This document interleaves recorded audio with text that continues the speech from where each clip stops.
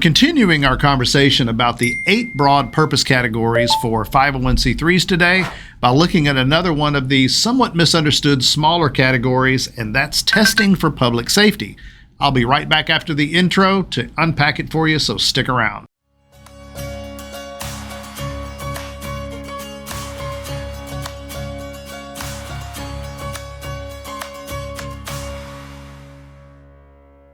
Hi, this is Greg McRae, founder and CEO of Foundation Group, and welcome back to our 501c3 University channel, where we strive to make nonprofit issues understandable.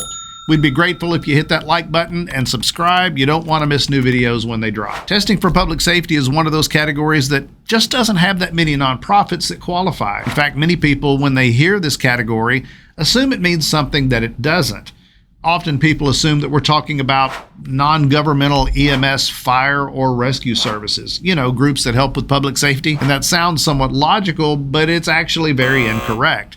In fact, most of those type organizations aren't charitable at all and better qualify as 501c4 social welfare nonprofits. But that's a conversation for another day. So what does testing for public safety mean? Well, it literally means what it says in the first word, testing. In other words, a nonprofit that qualifies as charitable under this category is typically testing products, equipment, or other things to ensure they meet safety standards. Now, this might mean a nonprofit that tests food ingredients for public consumption.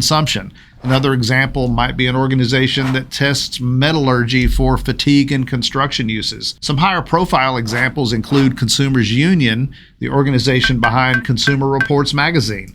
Another one is Underwriters Laboratory, which tests electric-powered products and some other goods. Now, most people probably have never considered that those organizations might be charitable in nature. Quite honestly, there's just not a lot more to talk about with this tiny category of charity types, at least with regard to defining what they are.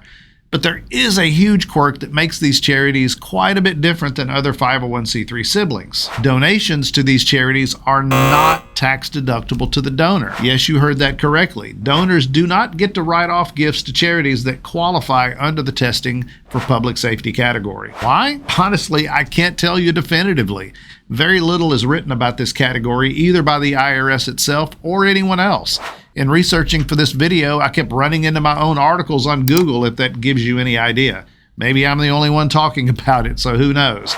One theory is that since these organizations' opinions and certifications have concrete ramifications on the success and failure of both raw materials and finished products produced by commercial businesses, that this symbiotic relationship is just too close to allow tax-deductible donations. But that's just one possibility. What was actually in the mind of Congress when this rule was passed is somewhat lost to time. It's certainly an oddity. Short topic, short video today, but if you were hoping to understand the testing for public safety category a little bit better, then here you go. Got a comment or question? Leave it below. That's it for today. Now go serve your community. Hey, do me a favor and don't navigate away just yet. We would really appreciate it if you would hit the like button below, as it really helps get our content recommended to more people. Subscribe if you haven't already, as we have great content coming your way on a regular basis. Finally, you can click the little bell icon to be notified of new content when we post it. To learn more about Foundation Group, you can visit us on the web at www.501c3.org. Thanks, and we'll see you next time.